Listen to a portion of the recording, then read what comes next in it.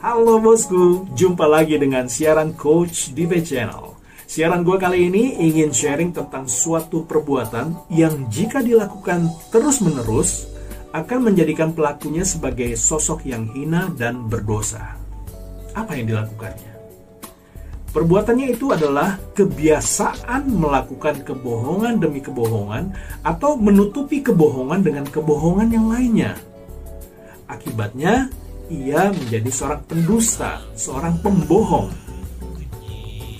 Pembohong adalah akibat. Kalau ada akibat, tentu ada sebab. Nah, sebab-sebabnya ini yang harus kita waspadai agar kita ataupun keluarga kita, anak cucu kita jangan menjadi sosok yang pembohong. Apa itu penyebab pertama? Penyebab pertama adalah orang tua yang punya kebiasaan berbohong tapi melibatkan anaknya. Contohnya gimana? Misal seorang bapak berutang tapi dia belum bisa atau mengelak untuk membayar utangnya tersebut, sehingga ketika didatangi oleh penagih utang, ia minta anaknya untuk mengatakan bahwa bapak tidak ada di rumah.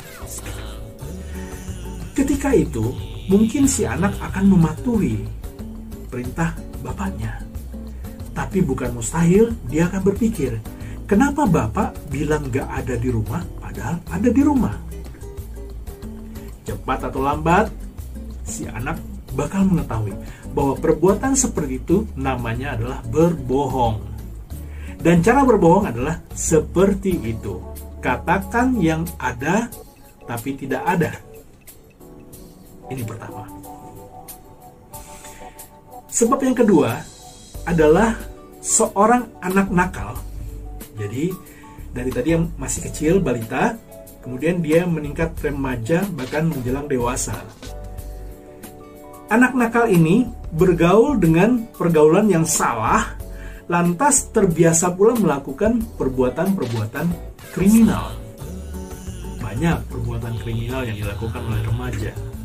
Misalnya minum khamr, minuman beralkohol, berjudi, berzina, ya, mencuri, atau hal-hal lainnya yang sifatnya kriminal.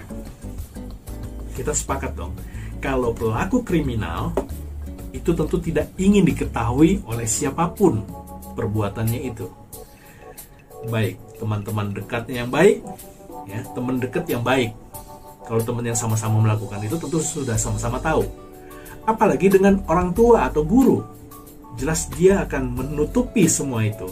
Maka dari kesehariannya dia akan berusaha melakukan kebohongan demi kebohongan untuk menutupi semua itu.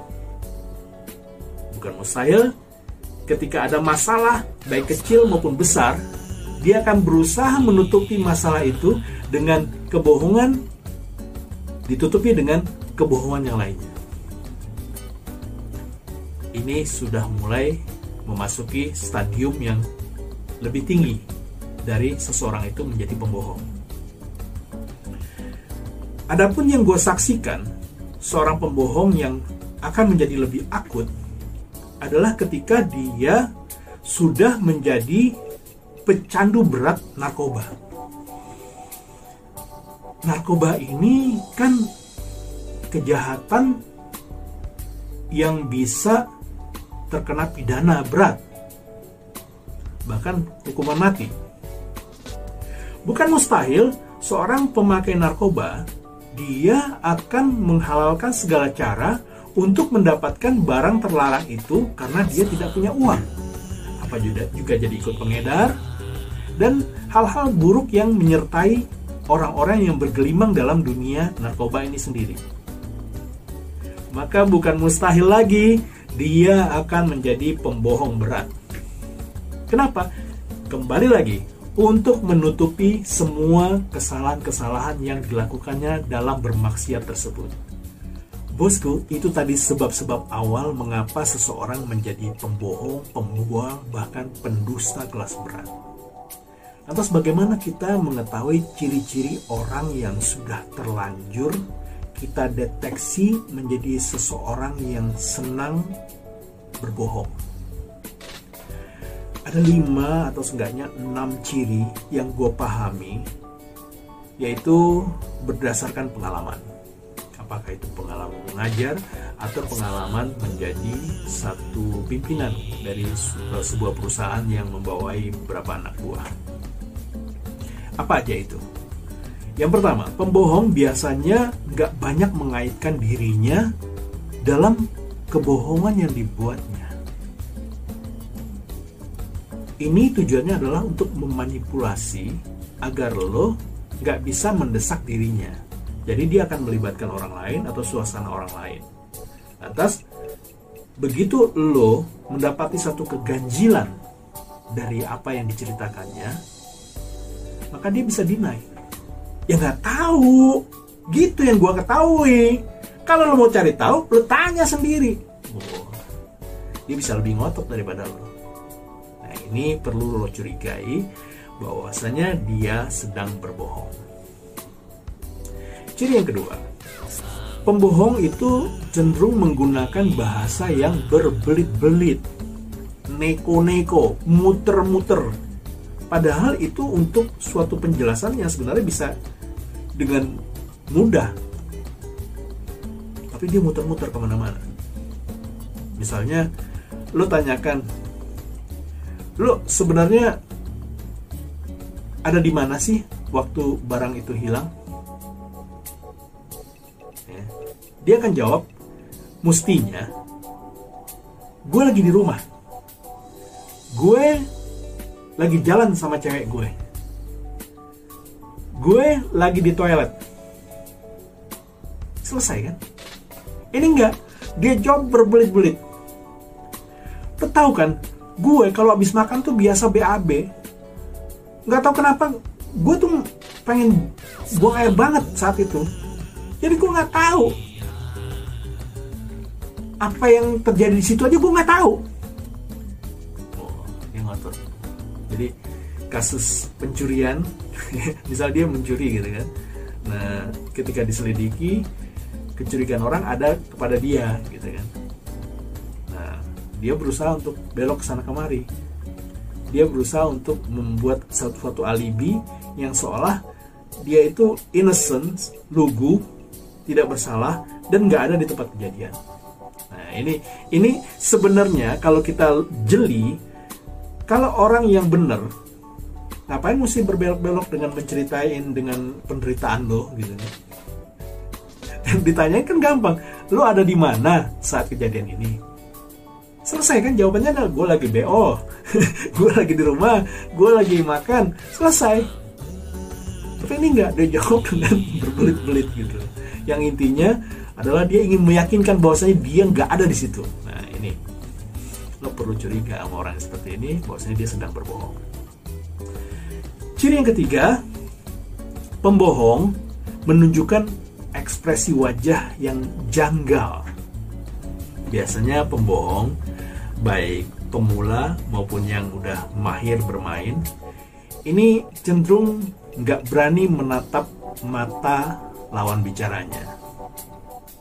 Kalau yang pemula mungkin yuk dengan langsung ekspresinya menunduk atau buang muka kiri kanan gitu kan. Nah, untuk sesuatu yang sedang ditanyakan,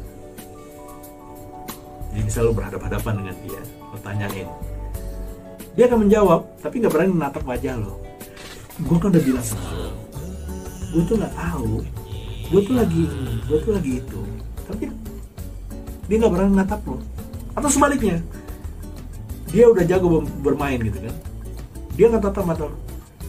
Lo percaya deh, gue nggak bakal mungkin. Nah, ujung-ujungnya dia akan belok juga. Kenapa? Karena dia lagi berbohong. Dia takut diketahui kebohongannya oleh orang yang sedang menginterogasi dia. Gitu. Ini ciri yang ketiga. Ciri yang keempat, pembohong biasanya berusaha meyakinkan secara berlebihan. Dia bahkan berani mengatasnamakan Tuhan, dengan sumpah mengatasnamakan Tuhan untuk kebohongannya. Ini Tujuannya nggak lain agar orang yang sedang dibohongi percaya. Gila aja lo, udah bawa Tuhan, masa sih gue bohong? Nah, gitu. Jadi berarti sedemikian beraninya orang-orang pembohong ini menghalalkan segala cara untuk menutupi kesalahan-kesalahannya.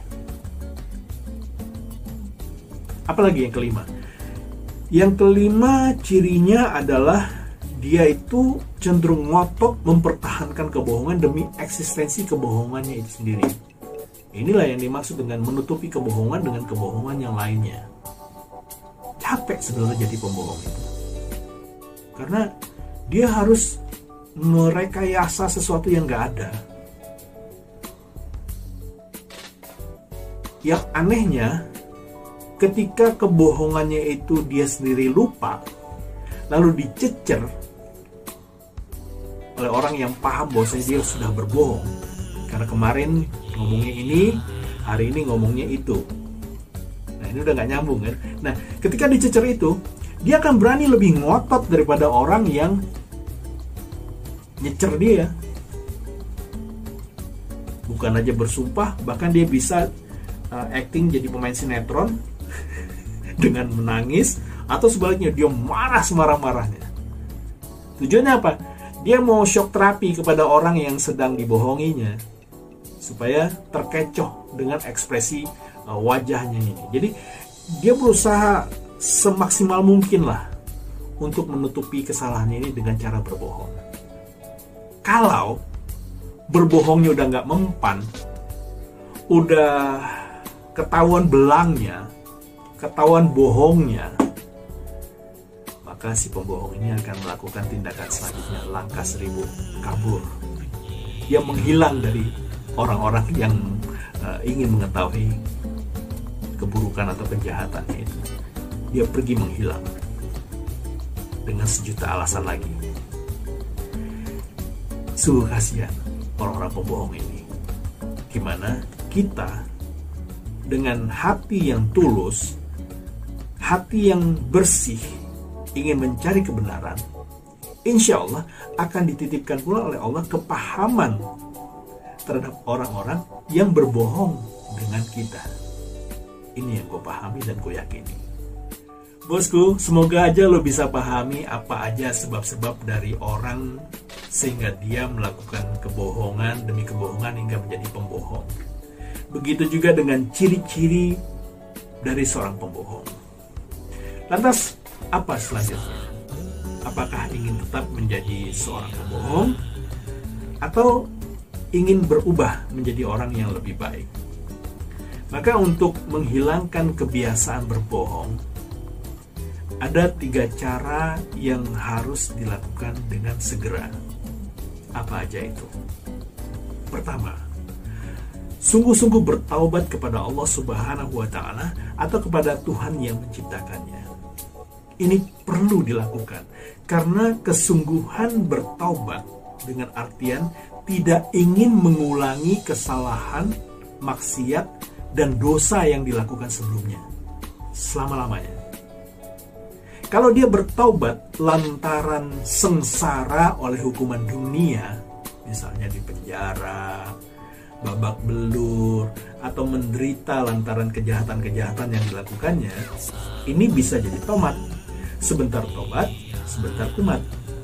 Tapi kalau dia bertobat lantaran Allah Ta'ala, Rabb yang menciptakannya, yang sudah menjanjikan adanya surga dan neraka, adanya hari perhitungan, maka dia nggak akan main-main dengan prinsip ini. Karena dia yakin penuh ini nggak akan sebanding dengan apa siksaan yang terjadi di dunia ini, apa penderitaan yang terjadi di dunia ini. Oke? Akibatnya, orang yang bersungguh-sungguh bertobat, mudah-mudahan dia tidak akan mengulangi kesalahan dan maksiat yang dilakukannya. Lantas yang kedua, ibarat berhenti merokok, minum alkohol, atau beragam untuk kesenangan dan dosa lainnya, apakah itu narkoba, berzina, berjudi, dan lain sebagainya, pasti godaannya akan selalu datang menggoda. Gimana enggak? Tadinya dia bisa fly dengan narkoba. Dia bisa cabut duit, bayar perempuan berzina, atau menzinai anak orang lain dengan dasar suka sama suka. Ini nggak mudah untuk menghilangkannya kalau dia nggak kembali ke awal tadi, bertobat dengan sungguh-sungguh. Dan godaan ini akan selalu datang seumur hidup. Masalahnya, orang yang bertobat itu bisa istiqomah atau tergoda lagi. Maka seperti prinsip yang pertama, ketika dia menyadari bahwasanya hukum akhirat lebih tidak bisa, unpredictable, nggak bisa dibandingkan dengan hukuman dunia, dia akan bersabar untuk tidak akan mau melakukan lagi kejahatan-kejahatan apapun yang ditawarkan oleh dunia. Karena prinsip yang ketiga, dia lebih memilih menikmati hidup tanpa beban, tanpa sesuatu yang bisa mengejar-ngejar dia lantaran kesalahan ataupun maksiat yang dilakukannya. Enak kan? Gak ada urusan dengan kepolisian lantaran kejahatan narkoba, perzinaan, judi, dan lain sebagainya. Dia merasa nyaman, enteng hidupnya. Ini adalah pilihan yang bisa lo tentukan dari sekarang juga, karena belum tentu lo besok masih hidup. Gitu aja bosku dari gue, Coach Dive. Wassalamualaikum warahmatullahi wabarakatuh.